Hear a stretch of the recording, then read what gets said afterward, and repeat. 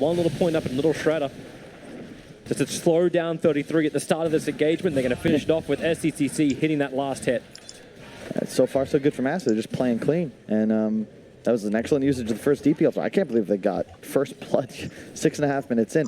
It felt like the start of the tournament, these games were full of action, but a lot of Aster games do seem slower. Not as many kills on the board, but you got to feel like they're always the ones that are comfortable with it, right? They are the squad with the Morphling. And, but they hit the right win timing. Yeah. Like the first series when these guys played, 2 games, 1 hour and 10 minutes total gameplay time. Yeah. That's all you got out of it.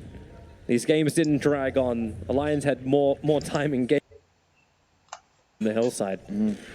So always fighting underneath Observer and Sentry. They've got 2 sentries actually layered, so if it comes from the north or the south, they'll find it. And they drop a sentry underneath the tier 1 tower. Just want to make sure there's no traps here, because you're just falling into this tower.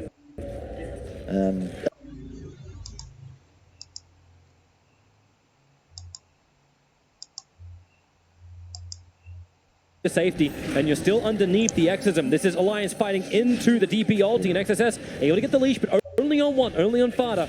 Probably would have really preferred to get Nico with that too. I love the way they play this, because they start with just the 2. If you can take this tower for free, you will. But because Alliance rotate in, they just bring more numbers. And as long as you have an equal number of players and your DP ult is active, there's no way Alliance can fight into you. So just the right way to play this. And if that coil is just a little bit closer, then that actually is a kill on Nico as well. But he escapes. And yeah, Limp is going to farm in the jungle, get a Deso as soon as he can. But the concern is really just the lack of ability for this team to make plays right now. Yeah, well, you're going to lose Hanskin. Under where the tier 1 tower used to be, it's just Siphon after Siphon with an extra stun from Fade. And I'm also keeping an eye on the bottom lane. Like, you talk about this battle happening underneath the tier 1 tower, underneath the DP ulti. Without GA, you don't really stop this. And 33, that's an optimistic kind of hit. He'll get the Morphling to TP and at least burn it. He didn't complete the TP off the bottom lane. Radiant are scanning. I suppose that's a slight economical advantage you just got. Yeah, it's looking good so far for Aster, and yeah, they're pretty cool with this, right? And this is one of the reasons I love DP. You just kind of play around your cooldown, and it's like, hey guys, I got ult. You want to go push the tower? All right, sure. And if not, hey guys, I'm gonna farm for a little while. Everybody chill. And if you look at Aster's position, right, all 5 of them, different areas of the map, just farming up. Alliance looks like they're going to coordinate and assault bottom. Yeah, they have a Nico's DD rune. They really want to find someone for this, but they walked underneath the sentry ward, and the Radiant Observer ward does seat around the tree line, so it doesn't catch anybody out. Aster's already backing up to Ancients to farm. Yep, it makes sense. You don't want to fight into this full rotation without your ultimate active. It's up in 7, but again, they're the ones that are playing for the late game. It's Alliance that have the impetus. They need to make the moves. The tribute shift stolen by Hanskin. Good discipline from SCCC. Always do a little quick toggle after you wait for him. It's one of the best spells for a Rubik. Oh, man. Goodness. Yeah, one of us gets us flying forward. Omni Knight, he needs extra life, but just unable to break free. Wow, that was pretty easy. They just defend the tower. Snapfire Dota. And nice teleportation. You get DP still farming top. We'll have a Yul's completed soon. And they repel Alliance with ease. So Alliance are meant to get a trader for the towers. They're meant to be tier 1 for tier 1 tower. Yeah, at least Fada. Yeah, denial on top also makes things... They denied mid as well. We've got to mention that. But they did. They've removed the gold completely from those objective pickups for Aster. You can see the line being drawn. I'm not sure what it is SCCC is looking to do. Possibly, oh, that's his farming pattern. Cool, he wants to go push up top. That makes sense because, as we've discussed, you know, if you're Radiant, often you want to have your hard carry in the top part of the map, vice versa for Dire. So SCCC wants to try and start pressuring this far area of the map. Even if you go down there to a 2-4 hero rotation, then your friendly objectives are far, far away. That's no big deal. They have that with Prophet Ultimate up. He's got an Invis. Almost level 10. One of the better level 10 talents as well. 40 damage. Represents, you know, close to 3,000 gold. No big deal. Sure. After XP and gold talents were removed, I think damage is just by far just still super broken. It's just too good. It's also why I like that he went for the treads, just for the little attack speed bonus bottom. It's something I've always found out in Dota. There's always something for a player to complain about. Like what's broken.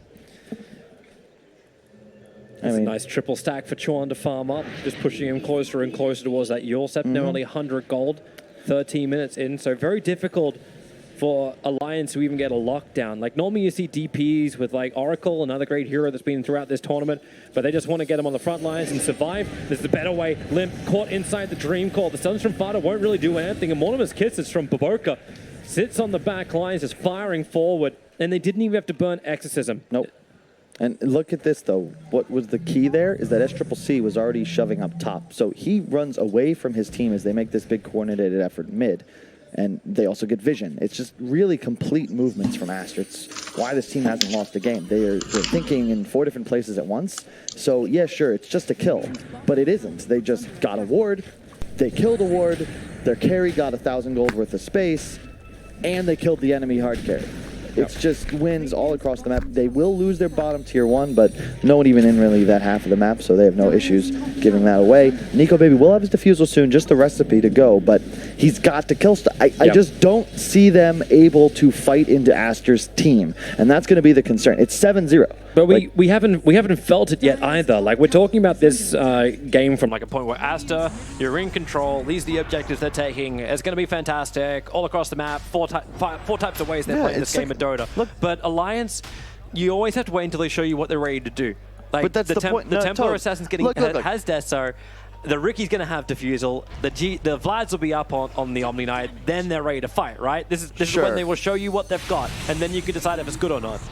I mean, look, there's no bias here. I'm just calling the game like I see it. And I'm telling you right now, Aster's in a really damn good position. This is a smoke up, looking for the puck as well. A quick little silence, and XSS gets completely nuked down. Baboka straight after it. Limp has the double kill, and they want to go straight into Roshan. Both these heroes have buyback, and they at least get the buyback out of Baboka. Now, this is what Alliance is looking to do, to your point. They get these core items up online. You want to find kills around the Roche pit, and go for this objective. However, you can't fight Aster. And this is the concern, is that they need those pickoffs. They need to do that 4 or 5 more times. Because taking a team fight's not going to happen. You need to get picks into objectives. The difficulty is that Aster's just effectively in a position where if they don't make mistakes, they should win the game. And it always feels uncomfortable. But you called at the start, like Alliance have to play guerrilla Dota. Like they have to do these hit and runs. They can't fight the British Army head on. Fight them in the swamps, fight them around the thick grass fields. The big spike will be, as you said, the Deso defusal timing. They have the Deso. I think defusal's coming out. And it is indeed. And then the next big one is the BKBs. Aster, they're smoked up. Oh, they're right next to Nico Baby. It's nighttime. All right, into a tricks of the trade. A quick little jump away. The courier was coming in too. They've got the dust, and Cookie stuns. Nico will fall. He did complete the defusal blade. That's what flew in on the courier. So it's a good pickup for Aster to take. Yeah, I love, and again, it's a movement from SCCC, right? He's showing top, just shoving away, because since his team is missing, he represents that maybe they're behind me. But the moment this kill occurs, more inexperienced player perhaps goes another wave, potentially gets picked off. He just TPs mid, now recognizing that top is unsafe. His bluff will no longer be called. We have the double jumps available now. This one's from TA with a blink dagger coming on the courier. The other one's in the hands of the puck. So quick initiations, as we've seen from Alliance before, they can also, if they can get a good smoke screen off the puck, has real issues. And that's why you're seeing Yule Scepter as the second item she's looking to build into. Or E. I don't actually remember the gender of puck. Chuan, I love just the little details, man. He's even carrying a casual ring of protection.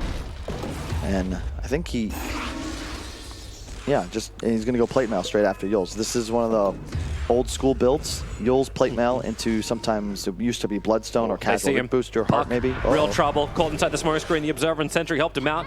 Able to phase shift quickly. 33. A little bit missed timing on his attack, but it won't matter.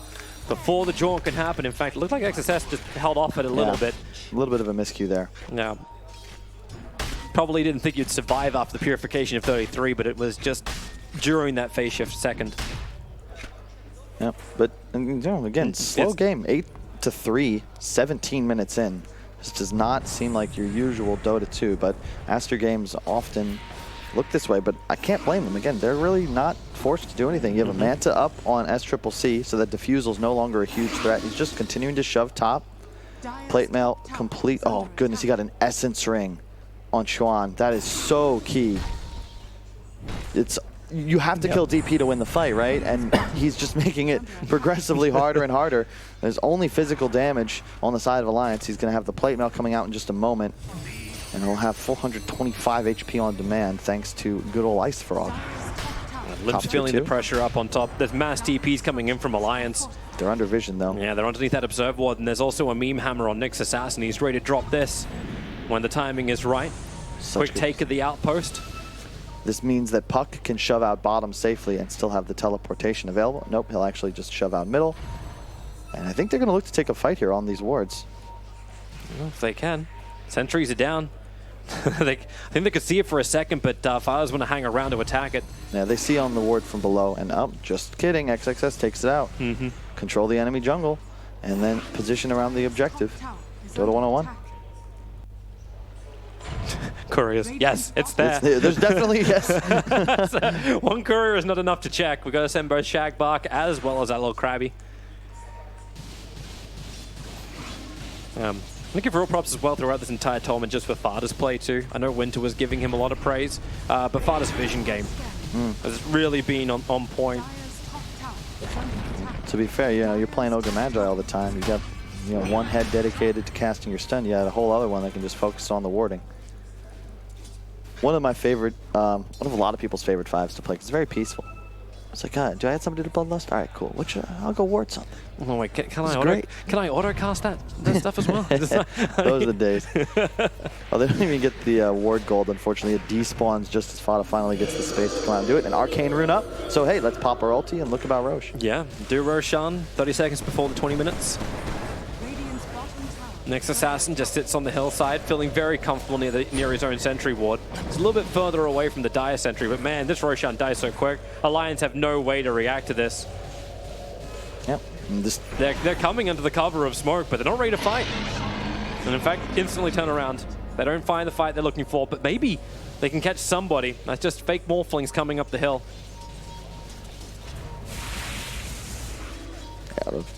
Aster not even going to look to pressure again. Hey, okay guys, DP ult down. 60 seconds, we'll do this again. And Alliance are still looking to... This is potentially a window. They know that ult had to have been used if Roshan died, and they want this mid tower desperately. This opens up the bottom half of the map for them. They've got the blink on the TA with the Deso, but you really want to go for this DP. You don't have many disables, and he has a Yules. Well, they put the easier target on the front lines. The Omniite with the 20 armor. And look at the positioning from Aster as well. Limp will attack from the trees. Finally, the tier 1 tower is fortified. Yep. Puck's already left. Like, he's not even actually here. Like, XSS has gone all the way north. Yep. So you have to TP in after the fight begins, and this may be the time. Fade lands the stun, looking for the meme hammer. Stun back himself at 33. Needs some more time. He just can't survive. Baboka, I thought this stuff was meant to be nerfed, but it's still so strong. Omniite is down, and Rubik Hanskin caught well away from the rest of his cores. Yeah, in fact, his course just left. It's like, we don't have our BKBs yet. Both the Ricky as well as the TA do not want to fight. Yep. And this is where I kind of want to echo that Sep quote about, I know it's only 4K gold, but that is not advantage in Dota. Advantage in Dota is around timing and the overall strength of your squad. If you can't, at this point, I don't see how Alliance ever team fights Aster, even with just a 4K gold lead.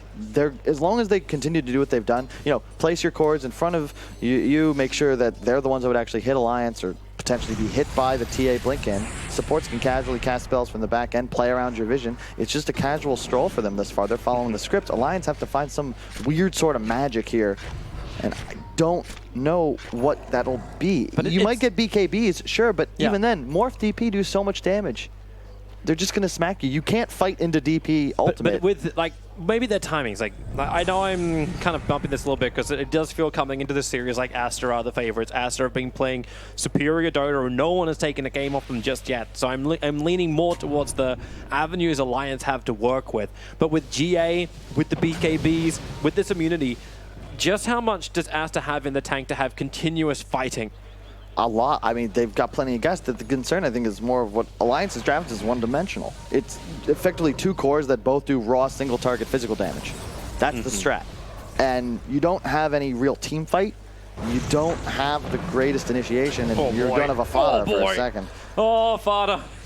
Oh, CCC, miss. Here comes your Spittles. And Baboka looking for other targets. Won't happen. SCCC will take the kill on Fada and the tier 1 tower on bottom lane for good measure. And already hunting. Fade, hoping to find a target. He's underneath the Dire Sentry ward. Hence, what's just a quick backup. They have a DD on their Death Prophet. He's just... They might just go high ground, Toby. Maybe E-Blade and Aegis still on the morph. And a level 2 exorcism up, sure. They just glyph too. Yeah, I think you could just straight up go high ground if you want. And also, Chuan, I swear, this guy is the Essence Ring professional. Hanskin, you do not want to be here. He's Fade, hit Cookie. Oh, too far away. And now, Hanskin going to reveal him, gets the information as she steals Vendetta. That's not too shabby. With the Fade bot. Oh, Liv jumps in and he hits him with the side blade spill. Nice play. Fade will fall, and that's that gorilla hit and run, even in front of your own home. No one will ever suspect you'll kill someone in front of your own home. That was really good play, and that you got to make those sorts of risks.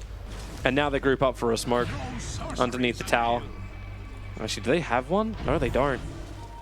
It's 4 heroes together. Like, what's your play now? Like, you've got Nyx down. I mean, you get it's vision. They're just doing vision now. Regain control of the map. Finish the BKB for the Riki. See, Nico Baby has been very... I mean, really, all of Alliance has been quiet, but Nico Baby typically has way more game impact by this phase, but thus far, really unable to get much going. In fact, he just fell behind the puck in net worth. A lot of this is the luxury Aster have of being able to split push easier. Another issue with the Alliance lineup, their wave clear is rather limited. It's effectively just the TA that can clear waves efficiently, whereas all 3 of Aster's cores can just snap them down in 2 seconds or less. Yeah, unless Hanskin can steal something nice, like then he'll be able to clear a wave, but that's all. Smoke up now from Aster. We got a Shiva's coming out onto the Death Prophet with the Arcane Ring. Or sorry, Arcane Rune. And yeah, just go hit towers, right? Yep. Age is going to fade, but they still feel strong enough. They scan out the high ground positioning, and look at how they move, right? Keep cores in front. Side laners, support, play the back. They want to try and fight. They found their target. A quick cookie jump away, but my god, SCCC just gets evaporated. Now they can focus over towards Chuan. They have to bring him down to get rid of this exorcism, and they can do it pretty fast. He's stuck inside the trees. Defensive Yule Scepter. They have to trigger the GA. Finally getting that immunity from the damage. Meme Hammer dropping on Templar Assassin. No way for Limp to keep the attack going. He's backing up. Silence and on the run without the BKB timing. So they don't feel as great, but Nico Baby can keep on going. Another strike available, and they're finally going to bring down the Raid boss. 4 heroes from Aster have gone down. You said they couldn't team fight the Alliance. They've been waiting for this right opportunity, actually almost layering their abilities beautifully. That whole fight is Hanskin. He steals the DP ultimate. He ends up doing almost the most damage on his team thanks to that stolen ability. That straight up changes this fight. It's the only reason that you have this is the damage to actually burn down this DP. And you can see the problem, like first off, they kill the Morphling immediately. I did obviously not expect that amount of damage, neither did SCCC. And right there, already Exorcism is rocking from Hanskin. And look at Limp. Oh my god, like this whole fight's amazing, but back live, Alliance have pushed down the mid lane. They've taken tier 2, they've taken tier 3, and they're taking the melee racks. You've even had now another Dream Call out, Fade dropping the Meme Hammer. Riki is low, but they've got the extra heals, and now Fade just explodes. SCC is back here to fight. He'll E-Blade pop down Fada, so some rebuttal. Omni Knight, Yule Scepter up as well. Everyone else is TPing away, so 33 will take it for the team, but you just pushed down mid so fast and took the melee racks. 26 minutes in, it's Alliance who spill the first building damage of inside the base. It's shocking to me. I mean, credit to Alliance, right? They won the fight the only way they really could, immediately blowing up the biggest core on Aster. But I'm shocked that rather than push bottom with Aegis, they make this push middle without, right? Because there was no item they picked. Like Morphling bottom had Manta and E-Blade. The only item he had grabbed was this casual ultimate orb for that mid push. Why not just go for the tier 3? Take that fight with the Aegis on Morph. It's a hell of a lot harder for Alliance to win that engagement.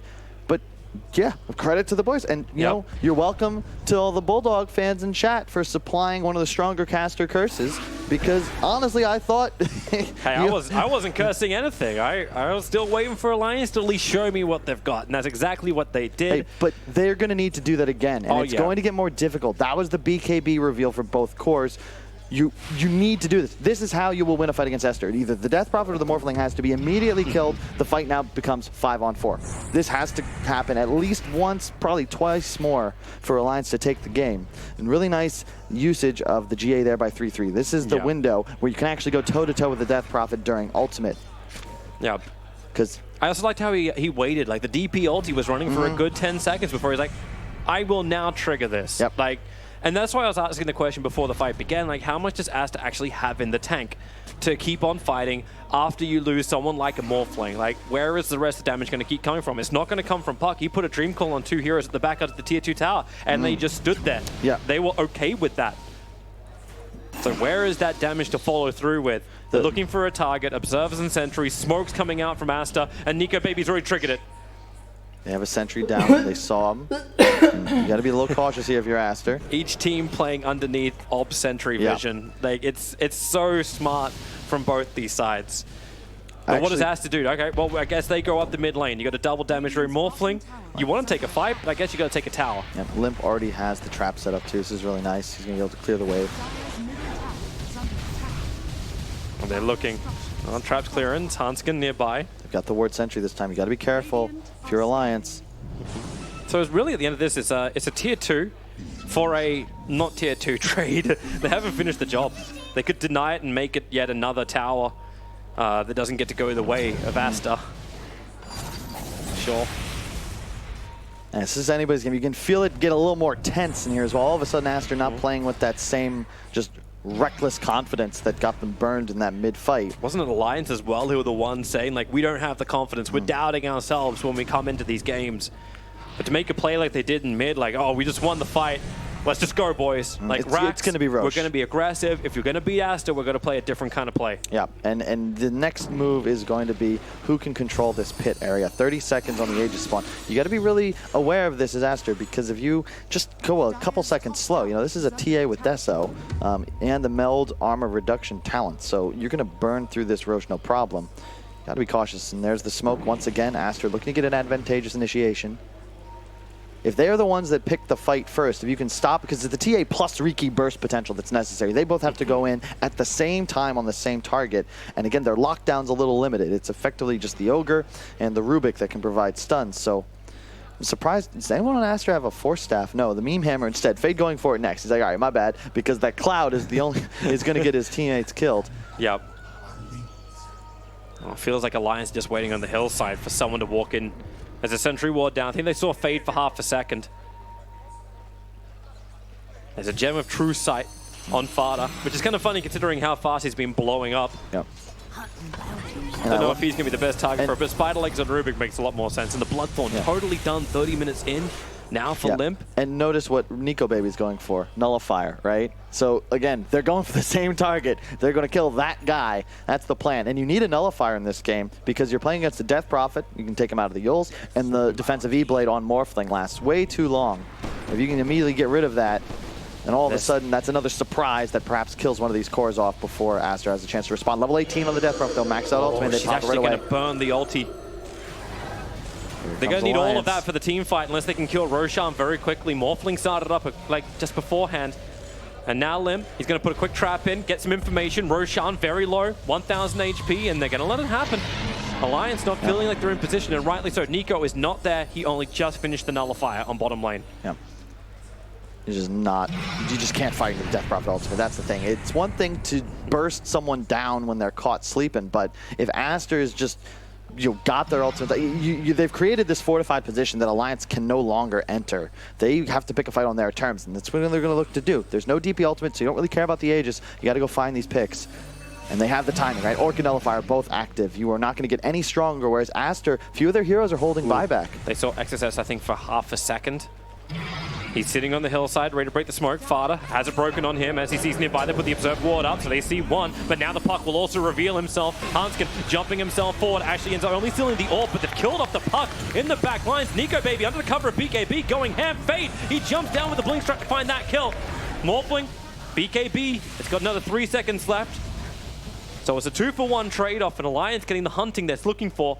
Yeah, XXS just caught sleeping there. Just, he's like, everyone from Alliance, he just blinks in, gets lifted, immediately obliterated. Fada pays with his life, but you know, you grab the gem, no big deal. Aster, this is actually how they don't want to start. Like, the only target you don't want to go for is the Ogre. Fada does a great job there. He has 2,700 HP.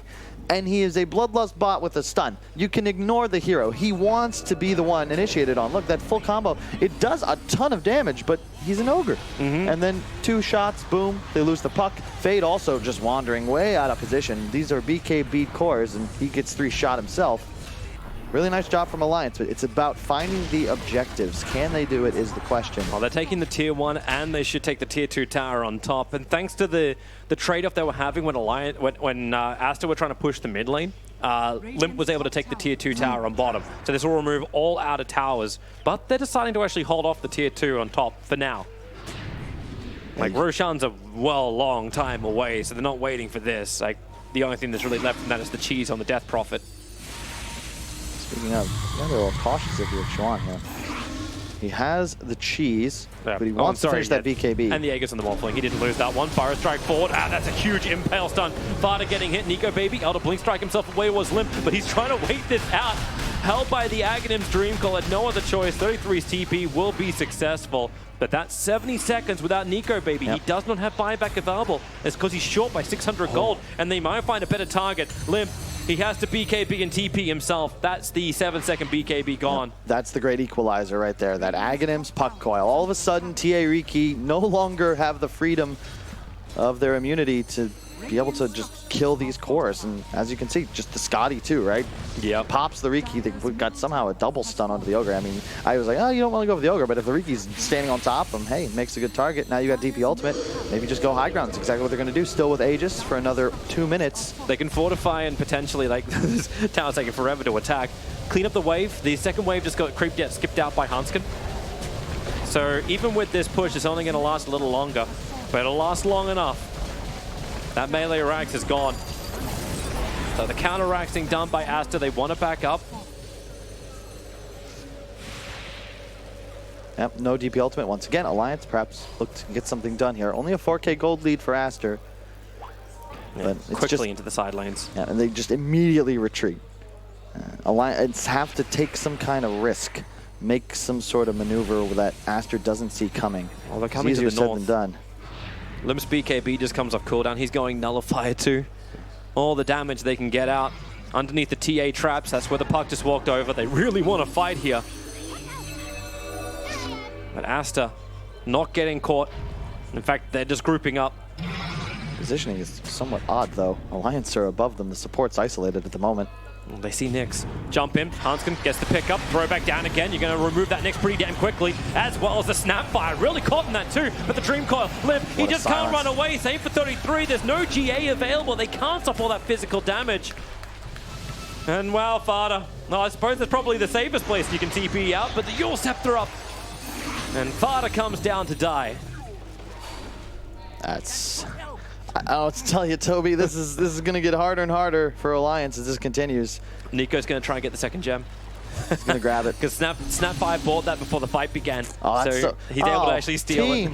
Against a Riki as well. That's so frustrating. It's like, God damn it, I have to buy so many more sentries now. In fact, you know, hopefully he can. They look at how many are on the map, right? 6th place. They run out of stock quite quickly. Yeah. And with DP Ultimate coming up in 30 seconds, perhaps you just go for Throne here if you're Aster. They might. Aegis Immortal will time out, so SEC loses the secondary life, but he hasn't been threatened so far. Ogre will buy back. TA holding hers for the moment. There comes the Omni Knight. And a jump forward from Hanskin, able to get a quick pick up over on the Morphling. But Riki wants his own target, the Death Prophet. Very hard to attack. E-Blade causing some problems, even snapping on the Dream Coils. Death Prophet's hanging around. 1 second, exits and back off cooldown, but the silence, he walked into the storm. But BKB, Lotus Orb protected, still not burning that ultimate. As Morphling waveforms out, Hanskin staying quickly with them. He wants a pick up. He's waiting for this BKB to wear off. Now it will on Death Prophet, but they just nuke out the Rubik. As Mortimer is flying forward, looking for extra damage into the tree lines, catching up 33 as well as Limp. He'll go up towards the air. Once again, we get that hold. Fada popping, exploding, and the Spike Carapace stunning Rubik on the back lines as well as the TA. Both do not have buyback, and now you go for the GG. In fact, you even get the call out from Alliance. They've been fighting so hard for this. They started to feel like they got the control of the game up, but Aster waiting for the right time to pounce, continue their win streak, taking game 1 of this grand final. This has been the secret to Aster's success. They're in control of the win condition. If they don't make mistakes, they are going to win this game 99 out of 100 times. You had one big screw up, Alliance punished hard. They even get a racks off of it. But you're not able to take engagements that are not on your terms, that don't begin with you finding a kill. It's so hard to do this at this level of Dota 2. You're not getting Aegises, and you're not getting the fights that you want once Aster realized, hey, let's actually buy a couple of Force Staffs, you know, help our boys. I like the meme hammer from Fade there, but again, you know, gods can bleed. Aster demonstrated they're not a perfect Dota team by any means. They went for that mid push without Aegis. They lose their Morphling. Alliance, though, back to the drawing board. I'd like to see a little more diversity in terms of how they can deal damage. And just TA, Riki, I want to see Limp and Nico Baby on different sort of hero styles. A single target focus on your 1 and your 2, especially when you both just do physical, not mixed damage, is very difficult to execute long into the game. Yeah, I like how you point out the fact they can actually bleed. That one time that things went wrong was the only deaths that were recorded for SEC as well as Chuan. They died once in it, and it was under that tier 2 tower fight in the mid lane. That's one nice way of at least Alliance addressing Aster, but they need to find something else. Like game 1, it's in the bag for Aster. They're looking really, really good coming into this grand final. Alliance, they have to show us something more than that game 1.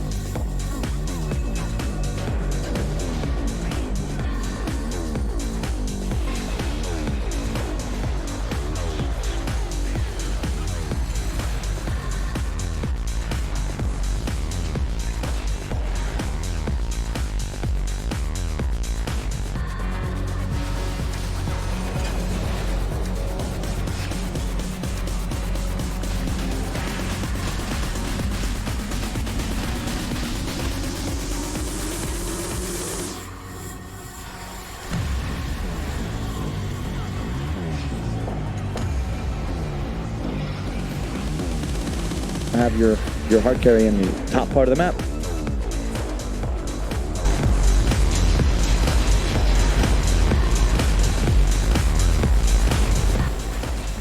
Oh, opportunity to get a kill there. And as we just saw, of course, like, wait, Hanskin?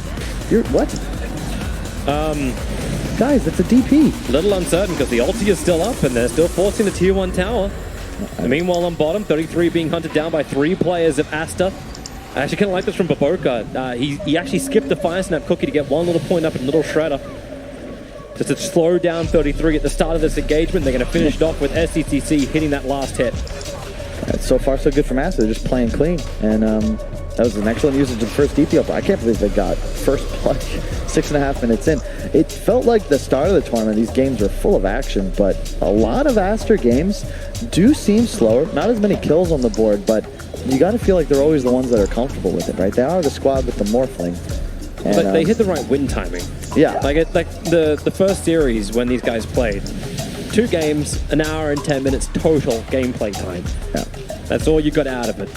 These games didn't drag on. Alliance had more time in game on the hillside. So always fighting underneath Observer and Sentry. They've got 2 Sentries actually layered, so if it comes from the north or the south, they'll find it. And they drop a Sentry underneath the tier 1 tower. Just want to make sure there's no traps here, because you're just falling into this tower.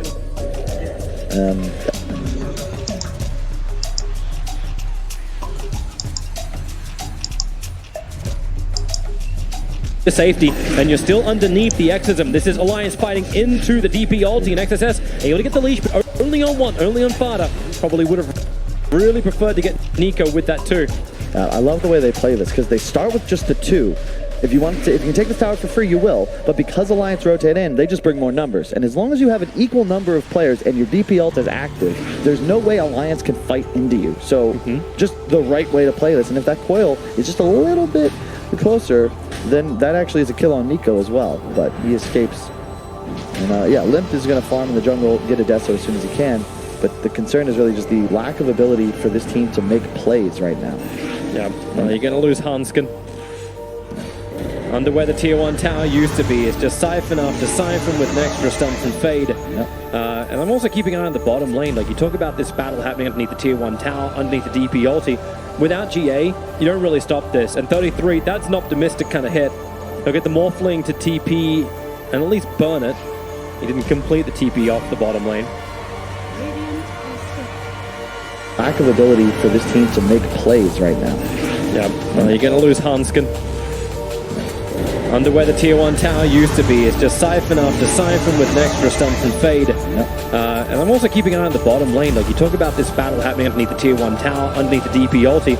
Without GA, you don't really stop this. And 33, that's an optimistic kind of hit. He'll get the Morphling to TP and at least burn it. He didn't complete the TP off the bottom lane. Lack of ability for this team to make plays right now. Yeah, you're going to lose Hanskin.